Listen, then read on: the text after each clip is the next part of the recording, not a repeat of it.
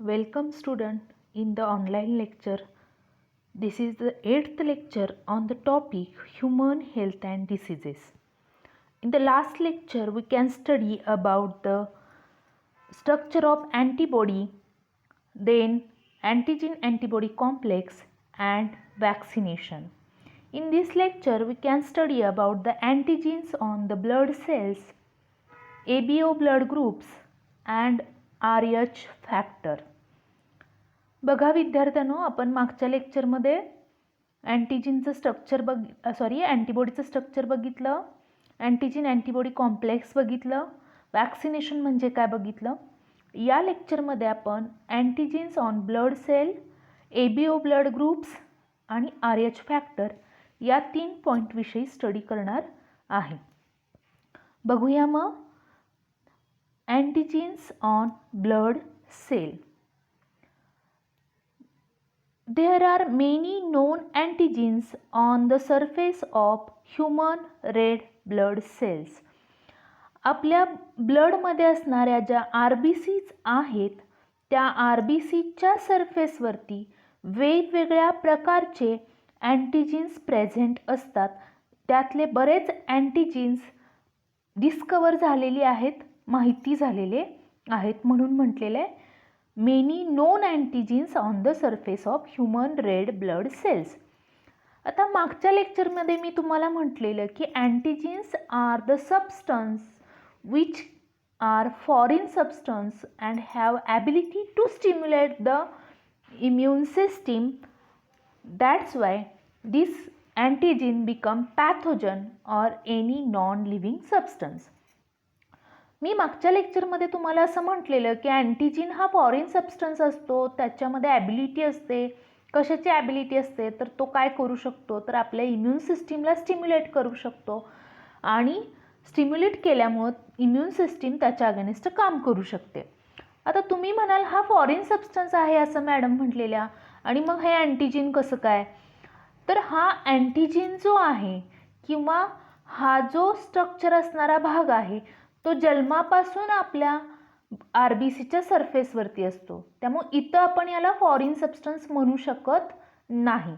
तो जन्मापासून RBCच्या सरफेसवरती असणारं हे स्ट्रक्चर आहे. आणि ह्याला असं नाव देण्यापाठीमागं, अँटीजीन असं नाव देण्यापाठीमागं काय रिझन आहे तर ह्या अँटीजीनचं अँटीबॉडी बरोबर रिॲक्शन होत असते आणि ग्लुटिनेशन होत असतं. कधी तर ब्लड ग्रुप ज्यावेळी आपण डिटरमाइन करत असतो त्यावेळी. तुम्ही बघितलेलं आहे ब्लड ग्रुप डिटरमाइन करत असताना अँटीसिरा A, अँटीसिरा B आणि अँटीसिरा D वापरलं जातं. आणि या 3 अँटीसिरा ब्लडच्या प्रत्येक ड्रॉपवरती टाकल्या जातात आणि त्यामध्ये कोणत्या ठिकाणी गुठळ्या तयार होतात त्याच्यावरून आपला ब्लड ग्रुप डिटरमाइन केला जातो. मग त्यावेळी रिॲक्शन होत असते ती कुणामध्ये तर त्यावेळी रिॲक्शन होते आपल्या RBCच्या सरफेसवरती असणाऱ्या स्ट्रक्चरमध्ये आणि अँटीसिरामध्ये असणाऱ्या अँटीबॉडीजमध्ये. म्हणून या स्ट्रक्चरला अँटीजीन असं म्हटलेलं आहे. असे बऱ्याच प्रकारचे अँटीजीन्स आपल्या RBCच्या सरफेसवरती प्रेझेंट असतात जे आजपर्यंत डिस्कवर झालेले आहेत, माहीत झालेले आहेत. These antigens give rise to different blood groups. मग अशी म्हटल्याप्रमाणे प्रत्येकाच्या RBCच्या सरफेसवरती वेगवेगळे अँटीजीन्स प्रेझेंट असतात आणि त्या अँटीजीन्समुळेच आपल्याला वेगवेगळे ब्लड ग्रुप्स मिळत असतात. There are many genetically determined blood group systems like ABO, RH, Duffy, KID, Lewis, P, MNS et cetera. बघा, genetically determined blood group systems म्हणजे जेनेटिकली डिटरमाइन केल्या जाणाऱ्या ब्लड ग्रुप सिस्टीम ज्या आहेत त्या कोणत्या आहेत तर ABO ब्लड ग्रुप सिस्टीम असेल, RH ब्लड ग्रुप सिस्टीम असेल, डफी असेल, किड असेल, लेविस असेल, P असेल किंवा MNS असेल. या सगळ्या blood group system blood group determine करण्यासाठी वापरल्या जातात, लक्षात घ्या. आता इंडियामध्ये जास्त फेमस असणारी आणि जास्त प्रमाणात वापरली जाणारी ब्लड ग्रुप सिस्टीम कोणती असेल तर ABO आहे आणि RH आहे. ABO ब्लड ग्रुप सिस्टीमविषयी आपण या लेक्चरमध्ये पाहणार आहोत. आता तुम्हाला सांगते जेनेटिकली डिटरमाइन्ड असं म्हणण्यापाठीमागं काय रिझन आहे, तर different genes are present in our body which are responsible for the determination of blood group in our body. आपल्या बॉडीमध्ये वेगवेगळे जीन्स असतात, जे जीन्स रिस्पॉन्सिबल असतात आपला ब्लड ग्रुप कोणता डेव्हलप होणार आहे त्याच्यासाठी. म्हणून इथं म्हटलेलं आहे की जेनेटिकली डिटरमाइन्ड ब्लड ग्रुप्स. आता आपण या लेक्चरमध्ये बघूया एबीओ ब्लड ग्रुप्स म्हणजे काय, एबीओ ब्लड ग्रुप्स कोणी शोधून काढले याविषयी आपण याच्यामध्ये माहिती घेऊया. ABO blood group system. The A, B and O blood groups were discovered by Karl Landsteiner in 1900. Carl Landsteiner या सायंटिस्टनं 1900 सालामध्ये A, B आणि O ब्लड ग्रुप डिटरमाइन केले किंवा शोधून काढले, डिस्कवर केले. A, B आणि O हे 3 ब्लड ग्रुप डिस्कवर करणारा सायंटिस्ट कोणता आहे, तर कार्ल लँडस्टेनर. आता तुम्हाला मी आत्ता मागच्या स्लाइडमध्ये म्हटलं की different antigens are present on the surface of RBCs. RBCच्या सरफेसवरती वेगवेगळे अँटीजेन्स प्रेझेंट असतात. तुम्हाला या इमेजमध्ये दिसत असतील ते अँटीजेन्स. इथं तुम्हाला A ब्लड ग्रुपची RBC दिसते, इथं तुम्हाला B ब्लड ग्रुप असणारी RBC दिसते, या इमेजमध्ये तुम्हाला AB ब्लड ग्रुप असणारी RBC दिसते आणि या ठिकाणी तुम्हाला O ब्लड ग्रुप असणारी RBC दिसते. आता RBCचं स्ट्रक्चर कसं आहे हे तुम्ही मॅडमांनी शिकवलेल्या लेक्चरमध्ये स्टडी केलेलंच आहे, तरी थोडक्यात सांगते. RBC बायकॉन्केव्ह असतात, इन्यूक्लिएटेड असतात, त्यांच्यामध्ये न्यूक्लियस असत नाही. And RBC filled with coloured component which is called as haemoglobin. त्या कलर्ड कंपोनंटनं भरलेले असतात हिमोग्लोबिननं, त्यामुळे त्यांना रेड कलर येतो, म्हणून यांना रेड ब्लड कार्पुस्कल्स किंवा RBCज असं म्हटलं जातं. आता तुम्हाला A ब्लड ग्रुप असणाऱ्या पर्सनच्या RBCच्या सरफेसवरती काही अँटीजेन्स काढलेले दाखवलेले दिसतील इमेजमध्ये. हे तुम्ही बारकाईनं बघा, ॲरो असलेले अँटीजेन्स आहेत. सेकंड, B ब्लड ग्रुप असणाऱ्या पर्सनमध्ये जर अँटीजेन्स बघितले तुम्ही, तुम्हाला त्याचं स्ट्रक्चर वेगळं दिसेल. त्याच्यावरती तुम्हाला ग्रीन डॉट असलेले अँटीजेन्स दिसतील. त्याच्यानंतर AB ब्लड ग्रुप असणाऱ्या पर्सनमध्ये ॲरो आणि डॉट असणारे दोन्ही प्रकारचे अँटीजेन्स दिसतील, A आणि B, म्हणून तुम्हाला इथं ब्लड ग्रुप AB दिसेल. तर O ब्लड ग्रुप असणाऱ्या पर्सनच्या RBC प्लेन दिसत आहेत, म्हणजे याच्यावरती कोणताही अँटीजेन प्रेझेंट नसतो. याविषयी आपण या लेक्चरमध्ये स्टडी करणारच आहे. सेकंड बघूया, the AB blood group was discovered by Decastello and Sturli in 1902. आता या 3 ब्लड ग्रुपचा शोध लँडस्टेनरनं लावला, तर AB ब्लड ग्रुप जो आहे तो AB ब्लड ग्रुप त्याच्या स्टुडंटनी शोधून काढला. बघा, Decastello and Sturli these are the students of the Landsteiner. लँडस्टेनरचे स्टुडंट होते हे, आणि त्यांनी 1902 साली काय केलं, तर AB ब्लड ग्रुप डिस्कवर केला. लँडस्टेनरनं शोधून काढत असताना फक्त 3 ब्लड ग्रुप शोधून काढले, A, B आणि O. तर त्याच्या स्टुडंटनी AB ब्लड ग्रुप काढला. नीटसाठी किंवा CETसाठी लक्षात ठेवा, AB blood group was discovered by the Decastello and Sturli in 1902 and A, B, O blood groups was discovered by Karl Landsteiner in 1900. The Karl Landsteiner was awarded by Nobel Prize in 1930 for the discovery of ABO blood group. लँडस्टेनरनं जो शोध लावला ABO blood ग्रुपचा, त्याच्यासाठी त्याला Nobel प्राईजनं award करण्यात आलं होतं 1930 साली. नेक्स्ट, आता या स्लाइडमध्ये किंवा या सगळ्या लेक्चरमध्ये आपण काय बघणार आहे, तर the blood group of a person are classified into 4 types. 4 प्रकारामध्ये आपले ब्लड ग्रुप क्लासिफाय केलेले आहेत. ते कशावरून, कशा प्रकारे, हे आपल्याला या लेक्चरमध्ये स्टडी करायचं आहे. आता लँडस्टेनरविषयी किंवा ब्लड ग्रुप्सविषयी बऱ्यापैकी तुम्ही इयत्ता 7वीमध्ये विज्ञानामध्ये शिकलेला आहातच, तर त्याच्याविषयीच आणखी आपण इथं इन्फॉर्मेशन कलेक्ट करतोय. बघूया first blood group A. 4 types blood ग्रुपचे आहेत, तुम्हाला स्लाइडमध्ये इथं दिसत आहेत इमेजमध्ये. कोणता ब्लड ग्रुप आहे इथं, A असेल, B असेल, AB असेल आणि O असेल. ह्या 4 टाईप्समध्ये काय केलेलं आहे, ब्लड ग्रुप्स क्लासिफाय केलेले आहे. फर्स्ट बघूया blood group A, blood type A. आता ब्लड टाईप A कधी म्हणायचे, कशावरून म्हणायचे हे तुमच्या लक्षात येईल टेबल बघितल्यानंतर. आता ब्लड ग्रुप A टेबलमध्ये काय काय दिसतंय, blood group A, antigen on surface of RBC A, antibody in blood, serum or plasma antibody B, can donate blood to A and AB, can receive blood from A and O. Genotype of the blood group is IA, IA or IA, I0. आता इथं तुम्हाला या टेबलमध्ये दिसणारी information जी आहे ती सेंटेन्सच्या स्वरूपात मांडायची झाली तर कशी बघा. The person having blood group A have A antigen on the surface of the RBC and the B antibodies are circulated in the serum or plasma of the blood. This person can donate blood to A and AB person, and this person can receive blood from A and O blood group person. The genotype of the blood groups is IA or IA, I0. आता तुम्हाला काय सांगितलं बघा मी, ज्या व्यक्तीचा blood group ए आहे त्या व्यक्तीच्या आरबीसीच्या सरफेसवरती ए अँटीजीन असतो. कोणता अँटीजीन असतो? ए. आणि त्याच्या अगेनेस्ट अँटीबॉडीज ब्लडच्या सिरममध्ये किंवा प्लाझ्मामध्ये सर्क्युलेट होतात. कोणत्या अँटीबॉडीज? अँटीबॉडीज बी. हा जो व्यक्ती आहे ए ब्लड ग्रुप असणारा, हा व्यक्ती ब्लड ग्रुप कुणाला डोनेट करू शकतो ब्लड? तर ए आणि ए बी पर्सनला.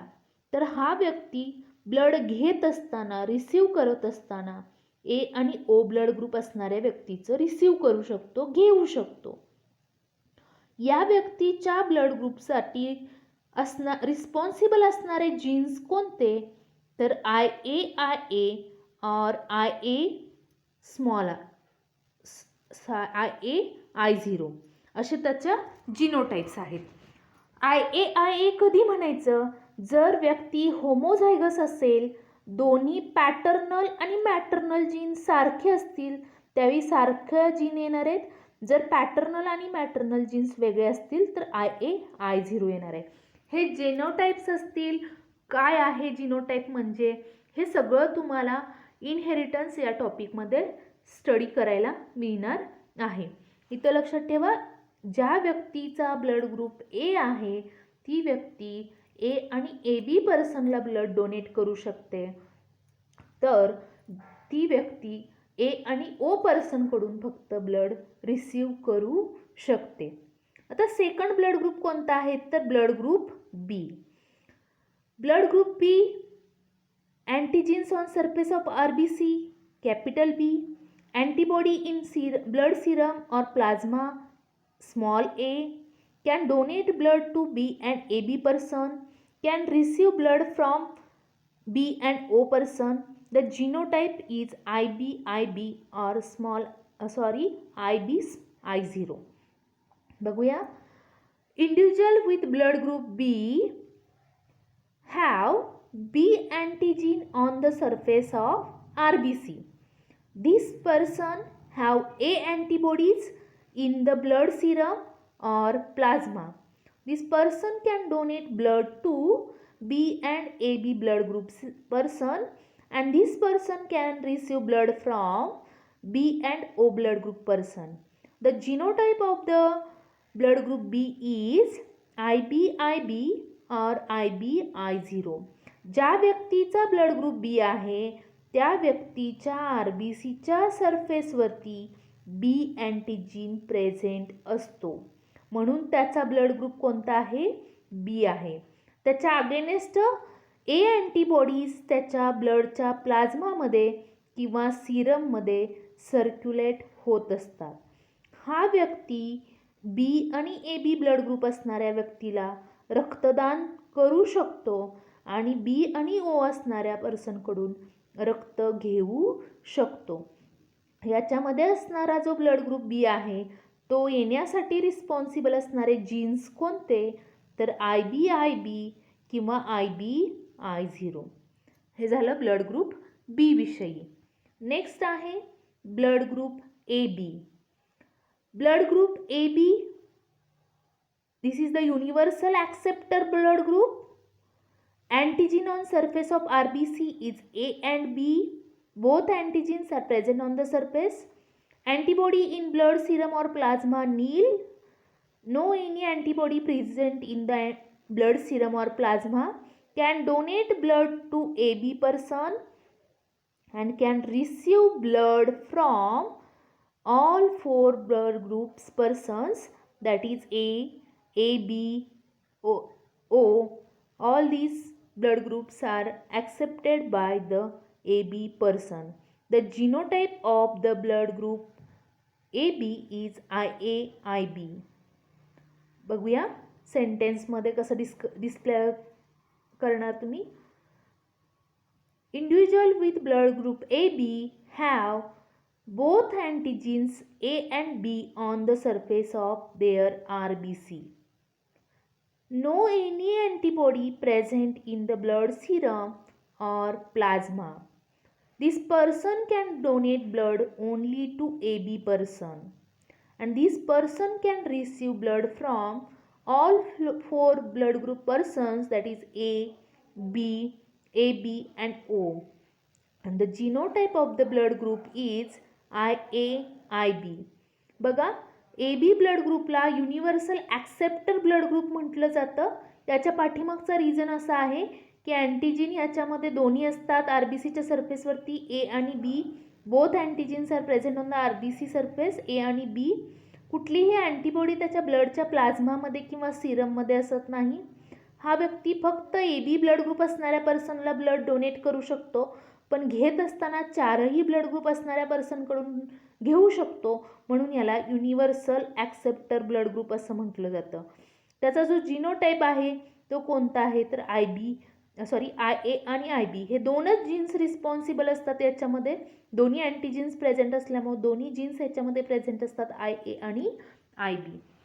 चारही ब्लड ग्रुपच्या व्यक्तींकडून हा रक्त घेऊ शकतो, म्हणून याला युनिव्हर्सल ॲक्सेप्टर ब्लड ग्रुप असं म्हटलं जातं. And the last blood group is the blood group type O. Blood group O असणाऱ्या व्यक्तीमध्ये कसं आहे बघूया. Blood group O which is called as universal donor blood group. Antigens on surface of RBC nil. Antibodies in blood plasma or serum both A and B can donate blood to AB and O persons. Can receive blood from only O blood group person and the genotype is I0. कोणता जीनोटाईप आहे फक्त त्याचा I0. No any antigen present on the surface of RBC, that's why no any gene, only I0 present in the person. बघूया सेंटेन्समध्ये कसं मांडणार तुम्ही. Individual with blood group O having no any antigen on the surface of RBC, but both antibodies A and B circulate within the blood plasma or serum. This person can donate blood to four blood group persons A, B, AB and O. That's why this blood group is called as universal donor blood group. And this person can receive only blood from O blood group person and the genotype is I0. या व्यक्तीला universal donor म्हणण्यापाठीमागचा reason असा आहे की तो चारही blood group असणाऱ्या व्यक्तींना blood donate करू शकतो, पण त्याला स्वतःला ज्यावेळी रक्ताची गरज भासते त्यावेळी तो फक्त ब्लड कुणाकडून रिसीव करू शकतो तर O ब्लड ग्रुप असणाऱ्या व्यक्तीकडून. कोणत्याही प्रकारचा अँटीजिन याच्यामध्ये प्रेझेंट नसल्यामुळे जिनोटाईप त्याचा I0 येतो, पण त्याच्या ब्लडच्या प्लाझ्मामध्ये किंवा सिरममध्ये दोन्ही प्रकारच्या अँटीबॉडीज प्रेझेंट असतात, A आणि B. हे आहे ब्लड ग्रुप O विषयी. आता कोणता व्यक्ती कुणाचं ब्लड घेऊ शकतो, कोणता व्यक्ती कुणाला देऊ शकतो हे आपण स्टडी केलं. याच्या एकत्रित जर बघायचं झालं ABO ब्लड ग्रुप सिस्टीम बघूया. आपल्याला तुम्हाला ह्या पिक्चरमध्ये किंवा ह्या इमेजमध्ये तुम्हाला सगळं दिसेल. रेड ब्लड टाईप, इथं red blood cell type RBC आहेत ह्या सगळ्या. A ब्लड ग्रुप असणाऱ्या व्यक्तीच्या RBCच्या सरफेसवरती कोणत्या अँटीजिन असतो तर खाली दिलेला आहे इथं तुम्हाला की ह्याच्यामध्ये फक्त कोणता अँटीजिन प्रेझेंट असतो तर A अँटीजिन असतो. अँटीबॉडी Bज असतात, इथं अँटीबॉडी B आहेत. इथं B ब्लड ग्रुप असणाऱ्या याच्यामध्ये अँटीबॉडी A आहेत तर अँटीजिन कोणता आहे यांच्यामध्ये तर B आहे, खाली दिसतोय खालच्या ब्लॉकमध्ये तुम्हाला. तर AB ब्लड ग्रुप असणाऱ्या व्यक्तीमध्ये दोन्ही अँटीजिन्स प्रेझेंट आहेत. RBCच्या सरफेसवरती कुठलीही अँटीबॉडी प्रेझेंट नसते. तर ओ ब्लड ग्रुप असणाऱ्या पर्सनच्या RBCच्या सरफेसवरती कोणताही अँटीजन प्रेझेंट नसतो, तर दोन्ही अँटीबॉडीज प्रेझेंट असतात. आता रक्त डोनेट करत असताना किंवा रिसीव करत असताना पर्टिक्युलर कंपॅटिबिलिटी असणं खूप गरजेचं आहे. पर्टिक्युलर व्यक्तीकडूनच रक्त घेणं खूप गरजेचं आहे. का ते तुम्हाला सांगते. आता समजा मगाशी आपण बघितलं की ए ब्लड ग्रुप असणारा व्यक्ती त्याचं रक्त फक्त ए आणि AB पर्सनला डोनेट करू शकतो. तो Bला किंवा Oला डोनेट करू शकत नाही. याच्या पाठीमागचा रिझन काय आहे बघा. ए ब्लड ग्रुप असणारा पर्सन ज्यावेळी त्याच्याच ब्लड ग्रुपच्या व्यक्तीला रक्त डोनेट करतो त्यावेळी कोणतीही रिॲक्शन येत नाही, कारण अँटीबॉडीज Bना ए अँटीजन माहितीच आहे, यांना हा ओळखीचा आहे, कारण ह्या नेहमी एकत्र राहतात. पण जर ए ब्लड ग्रुप असणाऱ्या व्यक्तीनं जर बी ब्लड ग्रुप असणाऱ्या व्यक्तीच्या बॉडीमध्ये रक्त दिलं तर the A antigen is foreign for the A antibodies and B antigen is foreign for the B antibodies. या दोन्ही अँटीबॉडीजना दोन्ही अँटीजीन्स फॉरिन आहेत, त्यामुळे या अँटीबॉडीज याच्यावरती अटॅक करतात, तर या अँटीबॉडीज याच्यावरती अटॅक करत असतात. त्यामुळं ब्लड डोनेशन करत असताना, रक्त देत असताना किंवा रिसीव करत असताना कंपॅटिबिलिटी असणं खूप गरजेचं आहे. लक्षात घ्या, प्रॉपर ब्लड ग्रुप असणाऱ्या व्यक्तीचंच ब्लड चढवलं हे गरजेचं आहे. नाहीतर काय होतं तर निगेटिव्ह रिॲक्शन येते. अँटीबॉडीज ए अँटीजनवरती अटॅक करतात आणि अँटीबॉडीज बी अँटीजनवरती अटॅक करतात. क्रॉस रिॲक्शन होण्याचे चान्सेस असतात आणि आपल्या RBC रप्चर व्हायला सुरुवात होतात. त्यामुळे कंपॅटेबिलिटी असणं खूप गरजेचं आहे. आता AB ब्लड ग्रुप असणारा व्यक्ती युनिव्हर्सल रिसिव्हर किंवा ॲक्सेप्टर ब्लड ग्रुप काय आहे, तर याच्यामध्ये कोणत्याही प्रकारच्या अँटीबॉडीज नाहीत. अँटीबॉडीज नसल्यामुळं तो काय होऊ शकत नाही, रिॲक्शन निर्माण करू शकत नाही. आता for example A blood group असणाऱ्या व्यक्तीने ब्लड डोनेट केलं तर याच्यामध्ये अँटीबॉडीज बी आहेत. अँटीबॉडीज बी याच्याही RBCच्या सरफेसवरती प्रेझेंट आहेत, त्यामुळे त्या नोन वाटतात, त्याला माहितीच्या वाटतात. समजा बी ब्लड ग्रुप असणाऱ्या व्यक्तीने एबीला ब्लड डोनेट केलं तर अँटीबॉडी ए ज्या आहेत त्यांना ए अँटीजन माहिती आहे, जो याच्या RBCच्या सरफेसवरती प्रेझेंट आहे, त्यामुळे कोणतीही निगेटिव्ह रिॲक्शन इथं निर्माण होत नाही. किंवा समजा ओ ब्लड ग्रुप असणाऱ्या व्यक्तीने ह्याला ब्लड डोनेट केलं, समजा AB ब्लड ग्रुप असणाऱ्या व्यक्तीला, तर याच्यामध्ये दोन्ही अँटीबॉडीज असल्या तरी दोन्ही अँटीजन त्याच्या RBCच्या सरफेसवरती प्रेझेंट आहेत आणि त्याच्याबरोबर ह्याच्यामध्ये कुठल्याही अँटीबॉडीज नाहीत ओ ब्लड ग्रुपच्या RBCच्या सरफेसवरती. त्यामुळं AB blood group universal acceptor आहे, तर O blood group universal donor आहे. डोनर असण्यापाठीमागचा रिझन याच्या सरफेसवरती कोणताही अँटीजन प्रेझेंट नाही, म्हणून हा कुणालाही रक्त डोनेट करू शकतो. पण त्याच्यासाठी दुसरा ब्लड असणारा व्यक्ती चालत नाही, याला फक्त ओ ब्लड ग्रुप असणाऱ्या व्यक्तीकडूनच रक्त चढवावं लागतं, याला जर इमर्जन्सी असेल तर. हे तुमच्या लक्षात आलं असेल कंपॅटेबिलिटी म्हणजे काय. ह्या स्लाईडवरून ए अँटीबॉडीज फॉरिन आहेत, ए अँटीजन फॉरिन आहेत ए अँटीबॉडीजसाठी, तर बी अँटीबॉडीजना बी अँटीजन फॉरिन आहे, त्यामुळे क्रॉस रिॲक्शन निर्माण होते आणि RBC रप्चर व्हायला सुरुवात होतात, म्हणून कंपॅटेबिलिटी असणं गरजेचं आहे. नेक्स्ट बघूया आपण कंपॅटेबिलिटी ऑफ ब्लड ग्रुप. तुम्हाला इमेजमध्ये दिसतंय ब्लड ग्रुप ब्लड डोनेट करत असताना ठराविक व्यक्तींना डोनेट गेलं पाहिजे. During blood transfusion compatible blood can be used. आपण ज्यावेळी ब्लड ट्रान्सफ्यूज करत असतो, बदलत असतो, चढवत असतो, त्यावेळी कंपॅटिबिलिटी चेक केली जाते. कंपॅटिबल ब्लडच आपल्या बॉडीमध्ये चढवलं जातं.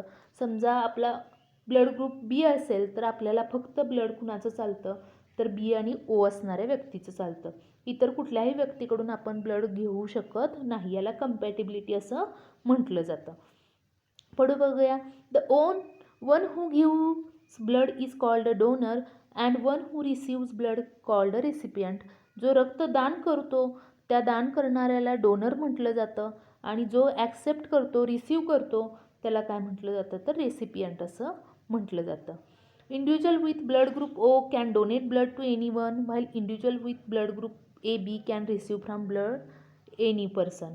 आपण बघितलेलंच आहे, कुठल्याही पर्सनला ओ ब्लड ग्रुप असणारा व्यक्ती ब्लड डोनेट करू शकतो, तर कोणताही ब्लड ग्रुप असणाऱ्या व्यक्तीकडून AB पर्सन काय करू शकतो, ब्लड ॲक्सेप्ट करू शकतो. म्हणून O blood group universal donor आहे, तर AB blood group universal acceptor blood group आहे. नेक्स्ट बघूया, मी तुम्हाला म्हटलेलं RH फॅक्टर. RH फॅक्टर म्हणजे काय आहे बघूया आपण. आता तुम्ही बऱ्याच वेळा ऐकता माझा ब्लड ग्रुप AB पॉझिटिव्ह आहे, याचा ब्लड ग्रुप B पॉझिटिव्ह आहे, कुणाचा B निगेटिव्ह आहे, कुणाचा O निगेटिव्ह आहे. आता निगेटिव्ह आणि पॉझिटिव्ह कशावरून डिटरमाइन केलं जातं हे आपण या स्लाइडमध्ये स्टडी करणार आहे, ज्याला RH फॅक्टर असं म्हटलं जातं. बघूया. It is the third type of antigen D found on the surface of human RBCs. आता दोन अँटीजन कोणते बघितले आपण, A अँटीजन आणि B अँटीजन, जो RBCच्या सरफेसवरती असतो, ज्याच्यामुळे आपला ब्लड ग्रुप डिटरमाइन होतो. आता आपला ब्लड ग्रुप निगेटिव्ह आहे की पॉझिटिव्ह आहे हे ठरवण्यासाठी रिस्पॉन्सिबल असणारा हा तिसरा प्रकारचा अँटीजन आहे. तो अँटीजन कोणता, तर अँटीजन D आहे. आता जर अँटीजन D असेल तर त्या व्यक्तीचा ब्लड ग्रुप कोणता असणार आहे, तर RH पॉझिटिव्ह असणार आहे, नसेल तर RH निगेटिव्ह. बघूया. It was discovered by Landsteiner and Wiener on the surface of RBC surface of rhesus monkey, therefore it was named as rhesus or RH factor. हा जो तिसरा प्रकारचा अँटीजन आहे लँडस्टेनरनं आणि वायनियरनं शोधून काढला, आणि हा शोधून काढत असताना रेसस मंकीच्या RBCच्या सरफेसवरती शोधून काढला, म्हणून याला RH फॅक्टर किंवा रेसस असं म्हटलं जातं. RH कशासाठी, तर रेसस मंकीची पहिली 2 लेटर जे आहेत RH आहेत, म्हणून ह्याला RH फॅक्टर म्हटलं जातं किंवा ह्याला रेसस फॅक्टर असं सुद्धा म्हटलं जातं. कारण या RBCच्या सरफेसवरती कुणाच्या, तर रेसस मंकीच्या शोधून काढलेला आहे, म्हणून याला रेसस फॅक्टर किंवा RH फॅक्टर म्हटलं जातं, जो लँडस्टेनरनं किंवा वायनरनं दोघांनी मिळून शोधलेला आहे. The person with RH factor are called RH positive and those without RH factor are called the RH negative. ज्या व्यक्तीच्या RBCच्या सरफेसवरती अँटीजन D प्रेझेंट असणार आहे तो RH पॉझिटिव्ह असणार आहे, आणि ज्या व्यक्तीच्या ब्लडवरच्या RBCवरती D फॅक्टर किंवा D अँटीजन प्रेझेंट नसणार आहे तो कसा असणार आहे, तर RH निगेटिव्ह असणार आहे. बघूया इमेजमध्ये तुम्हाला दिसतंय. इमेजमध्ये तुम्हाला RH पॉझिटिव्ह असणाऱ्या व्यक्तीच्या RBCच्या सरफेसवरती इथं दिसतंय RH फॅक्टर प्रेझेंट आहे, तर दुसऱ्या इमेजमध्ये RH निगेटिव्ह असणाऱ्या व्यक्तीच्या RBCच्या सरफेसवरती RH फॅक्टर प्रेझेंट नाही, म्हणून तो RH निगेटिव्ह आहे. RH positive have D antigen on the surface of RBCs or RH factor on the surface of RBCs, and RH negative person does not have D antigen or RH factor on the surface of RBC. RBCच्या सरफेसवरती कोणत्याही प्रकारचा antigen यांच्यामध्ये present नाही, plain दिसते आपल्याला RBCचा surface, म्हणून ह्या व्यक्ती कसा आहे, RH निगेटिव्ह. तर ह्या व्यक्तीच्या RBCच्या सरफेसवरती D अँटीजन प्रेझेंट आहे, म्हणून हा कसा आहे, RH पॉझिटिव्ह आहे, RH फॅक्टर प्रेझेंट असल्यामुळे. तर हे आपला निगेटिव्ह ब्लड ग्रुप किंवा पॉझिटिव्ह ब्लड ग्रुप डिटरमाइन करण्यासाठी रिस्पॉन्सिबल असणारा हा RH फॅक्टर. प्रेझेंट असेल तर आपला ब्लड ग्रुप RH पॉझिटिव्ह असणार आहे, नसेल तर आपला ब्लड ग्रुप RH निगेटिव्ह असणार आहे. आता हाही फॅक्टर ब्लड ट्रान्सफ्युजनच्या वेळी खूप महत्त्वाचा आहे. ब्लड ट्रान्सफर करत असताना किंवा ब्लड चढवत असताना हाही खूप महत्त्वाचा आहे. का बघूया आपण याच्यामध्ये. World's more than 90% human population is RH positive, while in India 93% population is RH negative. आपल्या वर्ल्डमध्ये जवळपास 90% लोक RH पॉझिटिव्ह असणारे आहेत, तर 93% इंडियामधले लोक RH पॉझिटिव्ह असणारे आहेत. RH factor is important in blood transfusion because it induces strong immunological response when introduced into RH negative individual. बघा, RH फॅक्टर ब्लड ट्रान्सफ्युजनच्या वेळी खूप महत्त्वाचा आहे, कारण हा स्ट्रॉंग इम्युनॉलॉजिकल रिस्पॉन्स इंड्यूस करतो ज्यावेळी RH पॉझिटिव्ह असणाऱ्या व्यक्तीचं ब्लड RH निगेटिव्ह असणाऱ्या व्यक्तीमध्ये चढवलं जातं. याच्या पाठीमागचा रिझन असा आहे की बघा, आपण मागच्या स्लाइडमध्ये जो फोटोग्राफ बघितला त्याच्यावरून तुमच्या लक्षात येईल की या ठिकाणी RH फॅक्टर प्रेझेंट असणाऱ्या RBCवरती D अँटीजन प्रेझेंट आहे, जो RH पॉझिटिव्ह असणाऱ्या व्यक्तीच्या ब्लडमध्ये असणाऱ्या अँटीबॉडीजना माहितीचा आहे. पण RH निगेटिव्ह असणाऱ्या व्यक्तीच्या RBCच्या सरफेसवरती कोणताही अँटीजीन प्रेझेंट नाही, त्यामुळं त्याच्या ब्लडमध्ये असणाऱ्या अँटीबॉडीजना हा RH पॉझिटिव्ह व्यक्ती किंवा RH फॅक्टर अननोन आहे, फॉरिन आहे, त्यामुळे स्ट्रॉंग इम्युनॉलॉजिकल रिस्पॉन्स डेव्हलप होतो असं इथं सांगितलेलं आहे. RH फॅक्टर किती महत्त्वाचं आहे ब्लड ट्रान्सफ्युजनच्या वेळी हे तुम्हाला एक्झाम्पलवरून लक्षात येईल. If RH negative female marries with RH positive male then she may develop severe hemolytic disease of newborn in second issue called erythroblastosis fetalis. बघा मी काय म्हटलं, जर RH निगेटिव्ह असणाऱ्या फिमेलनं जर RH पॉझिटिव्ह असणाऱ्या मेलबरोबर मॅरेज केलं तर त्यांचं पहिलं चाइल्ड फक्त नॉर्मल डेव्हलप होऊ शकतं. कुणामध्ये मॅरेज झालं तर RH निगेटिव्ह फिमेलमध्ये आणि RH पॉझिटिव्ह मेलमध्ये जर लग्न झालं तर त्यांचं पहिलं मूल फक्त नॉर्मल जन्माला येऊ शकतं, पण त्यांच्या सेकंड इश्यूमध्ये सेकंड चाइल्डमध्ये हिमोलायटिक डिसीज डेव्हलप होतो, ज्या डिसीजला HDN असं म्हटलं जातं. HDN means haemolytic disease of newborn. नवीन जन्माला आलेल्या बेबीच्या RBCज रप्चर होतात, लायसिस होतात. लायसिस मीन्स ब्रेकडाऊन, म्हणून ह्यांना हिमोलायटिक असं म्हटलं जातं.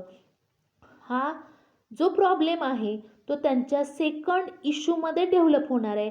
फर्स्ट चाइल्ड त्यांचं नॉर्मली डेव्हलप होऊ शकतं, फक्त सेकंड चाइल्डमध्ये हा प्रॉब्लेम येऊ शकतो, ज्या डिसीजला इरिथ्रोब्लास्टोसिस फिटॅलिस असं सुद्धा म्हटलं जातं. इरिथ्रोसाईट ब्लास्ट होतात, डिस्ट्रक्शन होतं इरिथ्रोसाईटचं. ब्लास्ट होतात म्हणजे फुटतात, त्या destruction of erythrocytes of the foetus.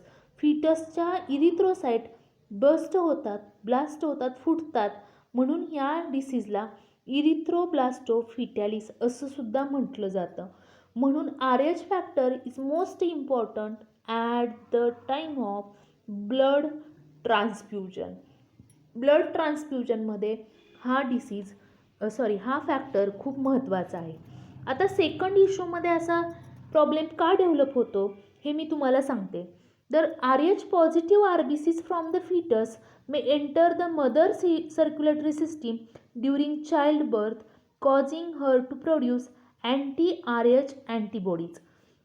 जर समजा जन्माला पहिलं बाळ जे आले RH पॉझिटिव्ह असणारं असेल तर ज्यावेळी ते गर्भामध्ये वाढत असतं त्यावेळी ह्या RH पॉझिटिव्ह असणाऱ्या RBCज काही वेळा मदरच्या सर्क्युलेटरी सिस्टीममध्ये येतात चाइल्डचा बर्थ होत असताना, आणि त्यामुळं पहिल्या इश्यूच्या वेळी पहिल्या चाइल्डच्या वेळी anti-RH बॉडीज निर्माण होतात.